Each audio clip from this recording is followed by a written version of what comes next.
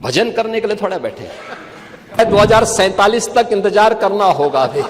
हाँ, तो बरेली के मौलाना से पूछ लो।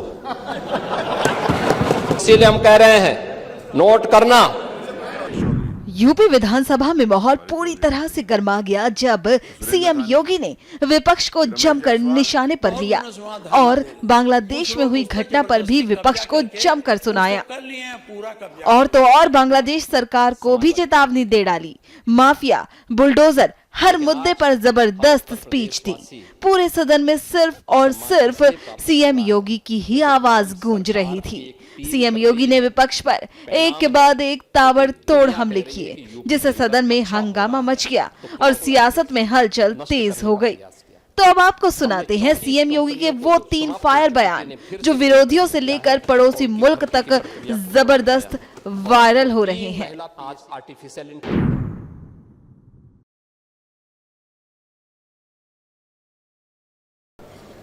यह अभिलेख उन्हीं गरीबों के लिए है कि जहां पर जिस गरीब का आवास होगा, आबादी की लैंड होगी,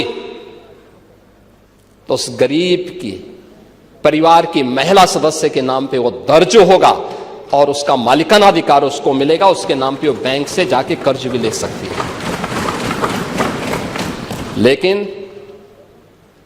लेकिन अगर उस आबादी की लैंड पर या किसी सरकारी लैंड पर कोई माफिया कब्जा करके जबरदस्ती उसको मॉल बना करके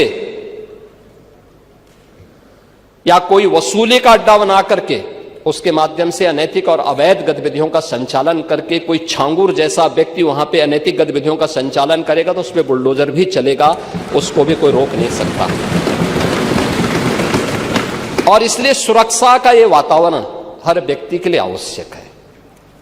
और उस सुरक्षा का वातावरण ने परसेप्शन बदला है यूपी का।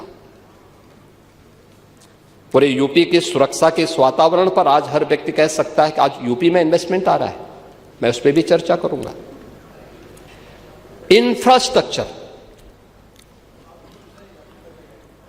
इंफ्रास्ट्रक्चर कैसे होना चाहिए, 2017 के पहले क्या स्थिति थी और 2017 के बाद क्या है। 17 के पहले गड्ढा युक्त सड़कें थी। मेट्रो के नाम पर मजाक बनाया हुआ था। रेलवे के नेटवर्किंग के लिए केंद्र सरकार के साथ समन्वय नहीं था। आपकी मजबूरी होती है तो आप कांग्रेस के साथ गठबंधन कर लेते हैं, अन्यथा जब कांग्रेस में यूपीए की गवर्नमेंट केंद्र में थी और प्रदेश में समाजवादी पार्टी की सरकार थी, तब भी कैसे संबंध थे आप लोगों के। यानी मजबूरी के नाम का नाम आपके संबंध थे, अन्यथा आप लोग किस प्रकार की अराजकता फैलाते थे किसी से छुपा हुआ नहीं है। लेकिन इंफ्रास्ट्रक्चर कैसे होना चाहिए। 17 के पहले यूपी में 1.5 एक्सप्रेसवे थे और आज उत्तर प्रदेश के अंदर 22 एक्सप्रेसवे, और देश के अंदर अगर ये सभी 22 के 22 बन जाएं तो 60% एक्सप्रेसवे पर अकेले यूपी का कब्जा होगा। अकेले यूपी, देश के अंदर जितने एक्सप्रेसवे होंगे उनमें 60% यूपी के पास। रेलवे का सबसे बड़ा नेटवर्क आज के दिन पर यूपी में है, 16,000 किलोमीटर का। इंटर स्टेट कनेक्टिविटी 4 लेन की,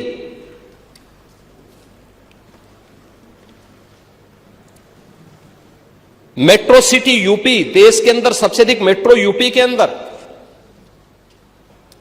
देश के अंदर सबसे अधिक एयरपोर्ट। 2017 के पहले यूपी के अंदर एयरपोर्ट की संख्या बहुत कम थी, उनमें से 2 संचालित थे, 2 आंशिक रूप से संचालित थे। आज 16 एयरपोर्ट संचालित हैं और उनमें से 4 इंटरनेशनल एयरपोर्ट हैं और 5वां इंटरनेशनल एयरपोर्ट जो भारत का सबसे बड़ा एयरपोर्ट है वह जेवर में नोएडा इंटरनेशनल एयरपोर्ट के रूप में अगले महीने संचालित होने जा रहा है। ये है उत्तर प्रदेश की स्पीड।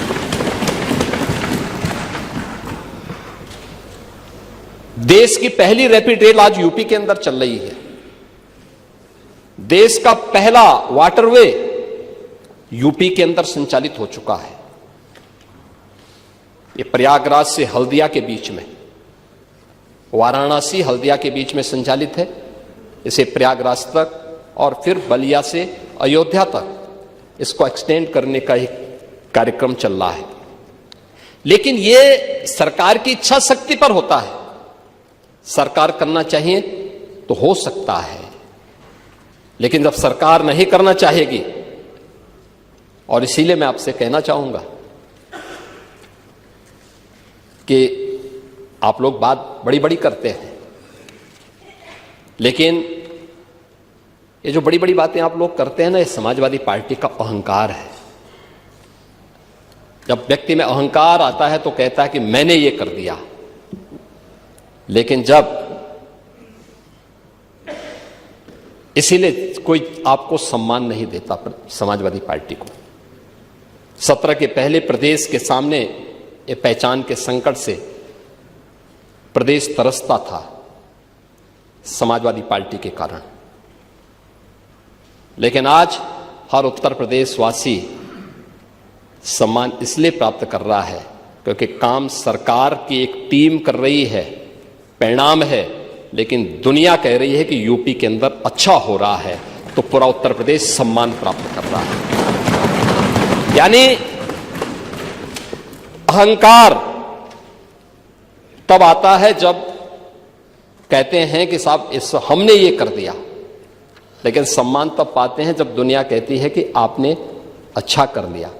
और आज दुनिया कह रही है कि यूपी ने अच्छा किया है, अच्छा कर रही है, हर एक मामले में अच्छा कर रही है, लेकिन इंफ्रास्ट्रक्चर के मामले में भी ये अच्छा यूपी के अंदर है।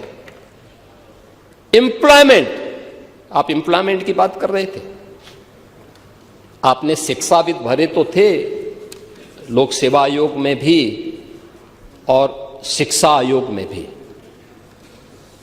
क्या क्या कारनामे किए थे उन्होंने, क्या क्या कारनामे किए थे। जो हाई स्कूल 3rd डिवीजन था, इंटरमीडिएट 3rd डिवीजन था, आयोग का अध्यक्ष हो गया था।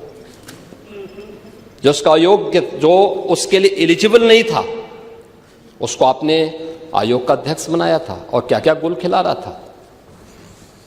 यूपी के नौजवानों के साथ खिलवाड़ इस समाजवादी पार्टी से ज्यादा किसने किया है। आज मैं कह सकता हूं, भर्ती जितनी पारदर्शिता के साथ हुई है, 8.25 वर्ष सरकार को होने जा रहे हैं, कल 8.25 वर्ष सरकार को होंगे पांडे जी, और 8.25 वर्ष में 9 लाख सरकारी नौकरी उत्तर प्रदेश के नौजवानों को बिना किसी घूसखोरी के प्राप्त हो जाए। ये पहले कभी नहीं हुआ, कभी नहीं हुआ। अभी आपने देखा होगा, और मैं तो आपसे भी कहूंगा, अभी हाल ही में हम लोगों ने 60,244 पुलिस कार्मिकों की भर्ती की थी, आरक्षी भर्ती की। सिद्धार्थनगर जनपद के बहुत सारे नौजवान हुए थे। आपको बुलाना चाहिए था अपनी विधानसभा के नौजवानों को, उनके परिवार के सदस्यों को बुलाते, उनको सम्मान देते, अच्छा रहता। क्योंकि आप उनके चुने हुए प्रतिनिधि हैं, आपको बुलाने का अधिकार है। क्या इससे पहले कभी हुआ? हम इतने बड़े पैमाने पर भर्ती इसलिए कर पाए क्योंकि हमने इसके लिए उतना इंफ्रास्ट्रक्चर दिया है। इससे पहले इंफ्रास्ट्रक्चर नहीं था। देखिए, यूपी के अंदर 17 के पहले पुलिस ट्रेनिंग के लिए हमारे पास कुल 3,000 की क्षमता थी। जब हम लोगों ने 2017 में पुलिस की भर्ती की व्यवस्था को देखा, कैसे इनकी ट्रेनिंग होगी, क्योंकि भर्ती नहीं करना, इनकी ट्रेनिंग भी करना है। वर्दीधारी फोर्स के लिए महत्वपूर्ण होता है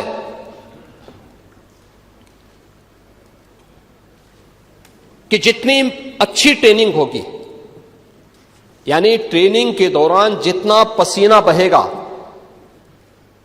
उतना ही सेवा के दौरान खून नहीं बहेगा।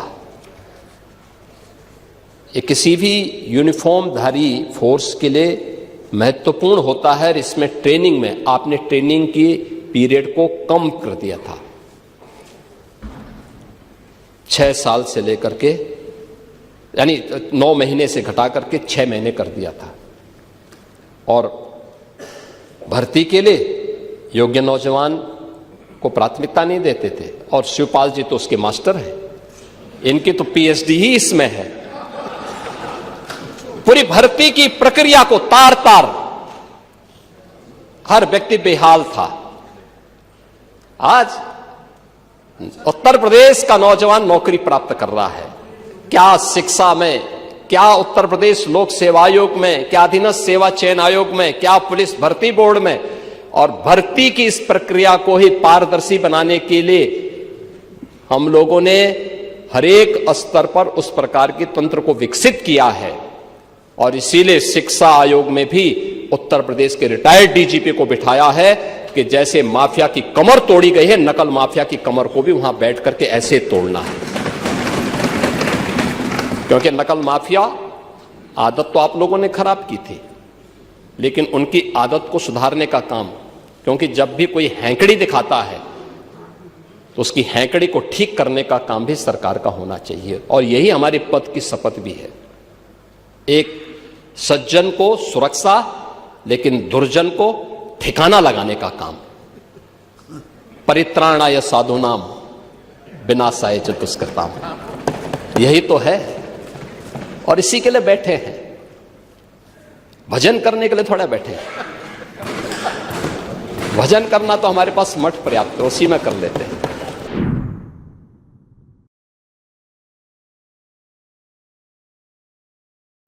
बहुत स्थिति आपके समय में था कि वो, यानी जाति के नाम पे बांटो, भाषा और क्षेत्र के नाम पे लड़ाओ, तुष्टीकरण को बढ़ाओ, अराजकता और वैमनस्यता पैदा करो, यही तो कर रहे थे। दंगे, जंगल राज, माफिया राज, 1 डिस्ट्रिक्ट 1 माफिया, गुंडा टैक्स, अवैध वसूली। अभी तो मैंने शुरुआत की, ये तो अभी शुरुआत है।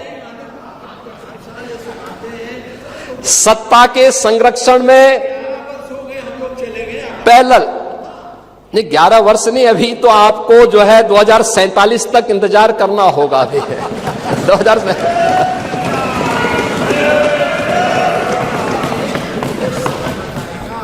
चाहे जो कहिए। आज यानी उस समय हरेक तबके में असुरक्षा का वातावरण था। प्रदेश की छवि अराजकता की थी, अस्थिरता की थी। और आज रूल ऑफ लॉ आज यूपी के अंदर है। कोई सांप्रदायिक दंगा नहीं है। दंगाई, ओह, दंगा कैसे होता है और दंगाई का उपचार कैसे होना है, हाँ, तो बरेली के मौलाना से पूछ लो। अब यहां न कर्फ्यू है न दंगा है, अब यूपी में सब दंगा है। यह है नया यूपी।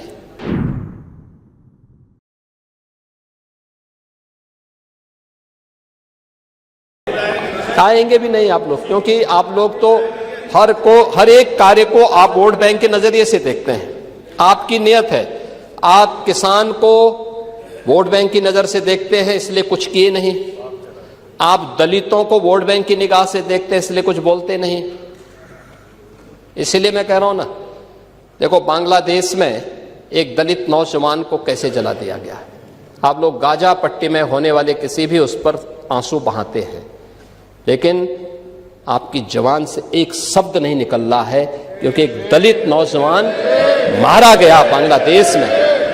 और उस नौजवान के मरने पर आपकी जवानी सिल चुकी है, क्योंकि आप उसको केवल वोट बैंक के रूप में इस्तेमाल करते हैं। ये राजनीति नहीं है पांडे जी, ये राजनीति नहीं है, ये वो सच्चाई है जो आपकी तुष्टीकरण की नीति है, जिसके कारण बांग्लादेश बना है। अगर बांग्लादेश पाकिस्तान नहीं बना होता, इस तरीके से हिंदू नहीं जलाया होता, और जलाता तो फिर उसकी क्या दुर्गति होती या वह भी जानता। ये सुरक्षा की गारंटी,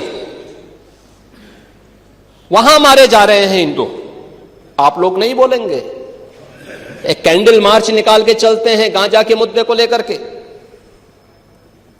लेकिन पाकिस्तान और बांग्लादेश में हिंदू मारा जाता है तो आपके मुंह बंद हो जाते हैं, क्योंकि मरने वाला हिंदू है, दलित है, आप बोलेंगे नहीं। और यही सच्चाई है। निंदा प्रस्ताव पारित होना चाहिए, और यह प्रस्ताव नेता विरोधी दल की तरफ से आना चाहिए। इस घटना की हम भर्त्सना करते हैं और बांग्लादेश सरकार को इस बात की चेतावनी देता हूं, और इसीलिए हम कह रहे हैं, नोट करना, ये चीजें होनी चाहिए, और हमारा भी प्रयास होना चाहिए। जब बांग्लादेशी को यहां से निकालेंगे और रोहिंग्या को यहां से बाहर का रास्ता दिखाएंगे तो उनके समर्थन में मत आना, क्योंकि उनमें से बहुत सारे लोगों के वोट आपने बनवाए हैं, उनके बहुत सारे लोगों के लिए आधार भी बनवाने का पाप किया है आप लोगों ने। इसलिए इन चीजों को ध्यान में रखना, और एक एक चीज की स्क्रीनिंग होगी, बहुत प्रभावी कार्रवाई करेंगे। हमारे ही देश में रह करके हमारे लोगों के खिलाफ अपराध, और वहां पे निर्दोष हिंदुओं पर अत्याचार करोगे, निर्दोष सिखों पे अत्याचार करोगे, ये स्वीकार्य नहीं हो सकता है, और यही आप करते हैं।